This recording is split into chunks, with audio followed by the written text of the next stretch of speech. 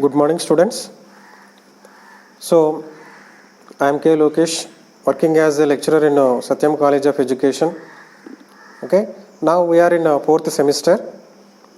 So, in this semester,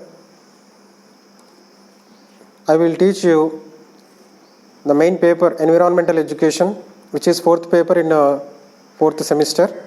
Okay, so it is very easiest paper, and all subjects, for example, in a degree, who belongs to BA, BSc, BCom or any other engineering, all those students are related with this environmental education subject.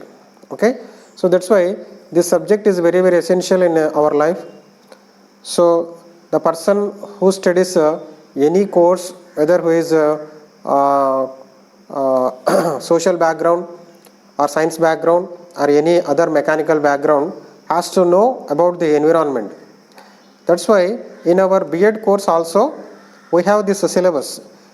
Okay, so the title of the paper is Environmental Education, and today we will discuss about the chapter wise analysis of environmental education.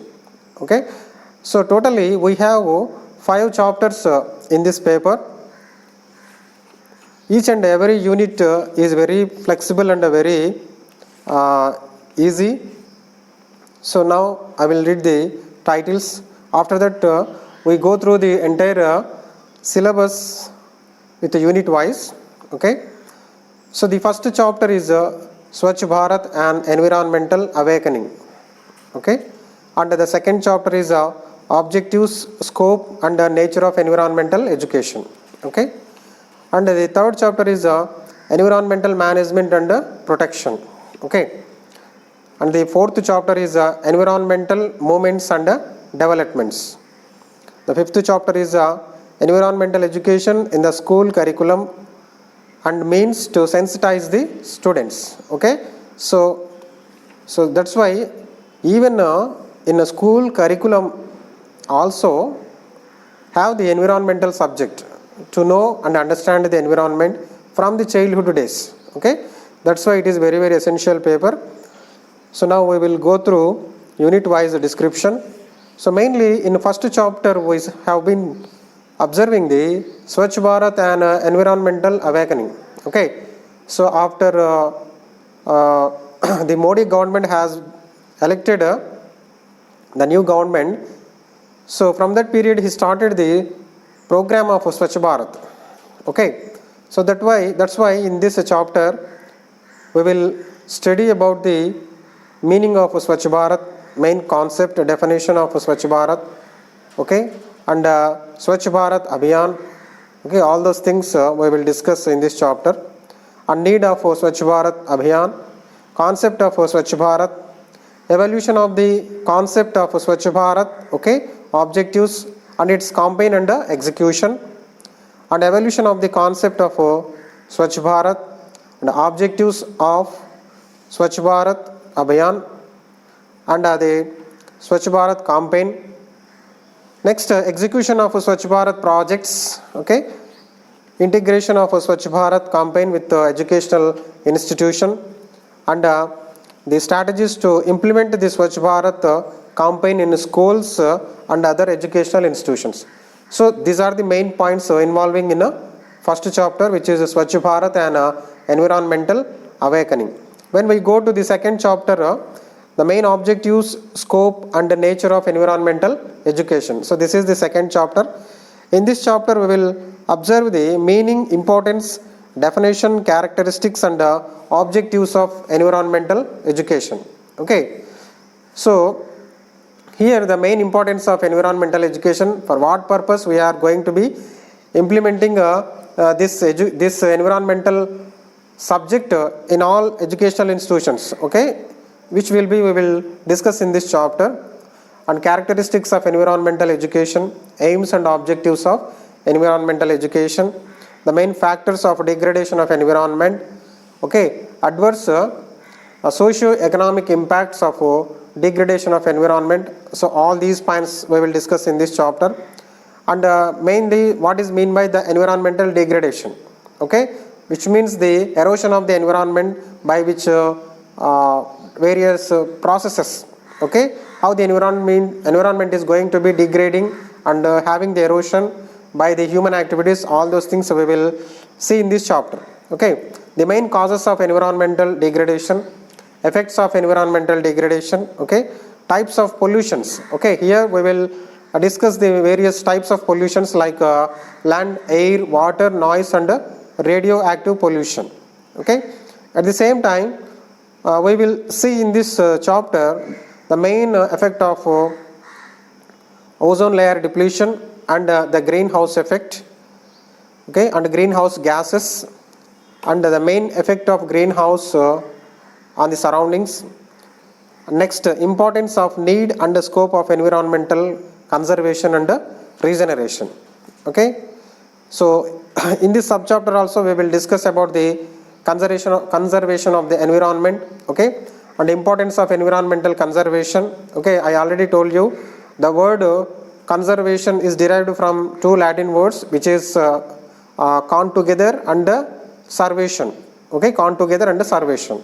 That's why we have to gather, we have to combine, and together we have to protect the environment. That's why it is called as conservation. Okay, and environmental regeneration, impact of industry, mining and transport on environment. Okay, so here we will discuss the positive impact of industrialization and negative impact of industrialization, and impact of mining on environment and impact of transport on environment. So these are the little bit information and little sub-chapters are residing in this second chapter. Okay, this chapter is also very easiest chapter. Okay, and next we will go to third chapter, which is environmental management and protection. So here environmental management and protection, we will see the main concept of management. Okay, environmental management, scope of environmental management, need for environmental management, functions and characteristics of environmental management. Okay, and the dimensions of environmental management and factors responsible for flora and fauna extinction. Ante ikkada we will study the how the flora and fauna has going to be extinct by various human activities. For example, the industrialization, okay, and excessive use of automobiles, all those things we will study in this chapter. Okay, and the factors responsible for flora and fauna extinction, measures to conserve flora and fauna, causes for forest fires, measures of prevention. So all those things here we will study. The need of conservation of flora and fauna and causes for forest fire, measures of prevention, okay, and prevention and control of measures for forest fires in India. Okay, so generally we are observing the forest fires. Recently in Seshachalam forest we had seen the forest fires. Okay, so the main theme of forest fires is to prevent the burning of forest. Okay, and the major environmental problems in India. So this topic is also very, very important. Okay, the main policies for protecting the environment in India, major environmental problems, okay, need and objectives of conservation, okay, and environmental conservation measures, okay, and waste management, okay, how the waste is going to be filtering by various methods, okay, and alternative sources of energy, organic farming, okay, rainwater harvesting, surface, okay, runoff harvesting. So all these are the very important topics, okay, and rainwater harvesting techniques, community participation in nature resource management, and water and forest.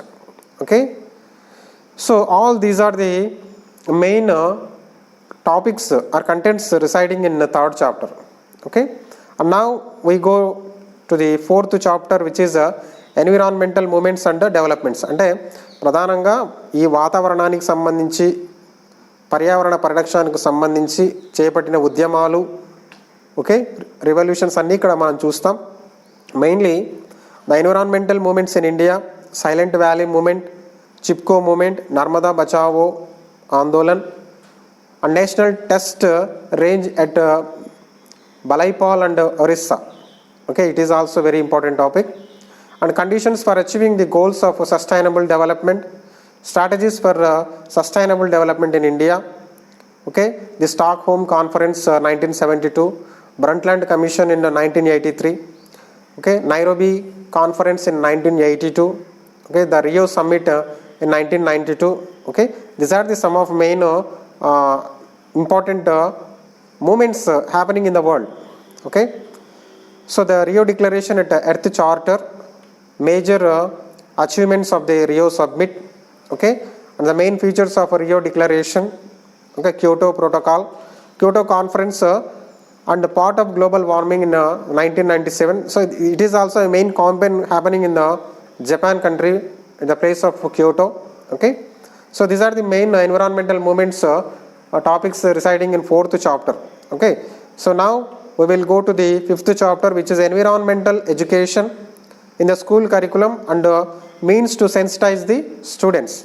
Okay, so the main important point is to implement the environmental subject in all areas of subjects, not only in a degree, so in PG and also diploma courses and agricultural courses, anything this subject is going to be involving in all educational institutions. So that's why, so in school curriculum, so environmental education at primary level, okay, and the upper primary level, secondary level, okay, at the same time the higher education level.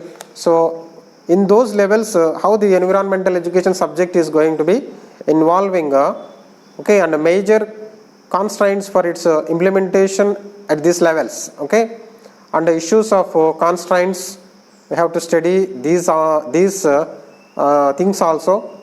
Teachers' role in environmental, okay, protection, and the characteristics of a good teaching method about the environment.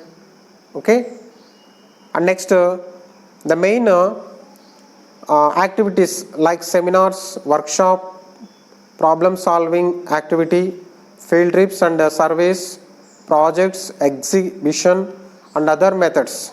Okay, here these are the field trip activities. Okay, by the help of teacher, the students has to go for various environments and they have to collect the information and the data, and they have to declare that data with other institutions or other media. Okay, then they have to develop their skills, the life skills, by participating in various environmental programs. Okay, and when they are acquiring this knowledge, they have to present those knowledge in science exhibitions and science fairs, in other programs also. Okay, so and the teacher's role, National Resource Center for Environmental Education.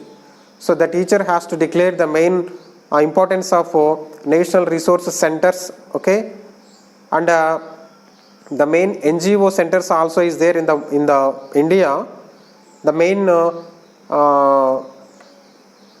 functions of those NGOs has to be declared by the teacher. Okay, for learning various activities carried by those NGOs. Okay, these are the few points, okay, are involving in the 5th chapter. At the same time, role of information technology and media in environment and human health. Okay, so here also the information technology is also using by the humans for expanding the knowledge of environment to all over the world. Okay, not only the educational institutions. So we have to expand this knowledge to the all over the world. Okay, thank you students. It is the chapter wise analysis or chapter wise description about the paper 4th environmental education, and we will see each and every topic in future. Okay, thank you students. Thank you very much.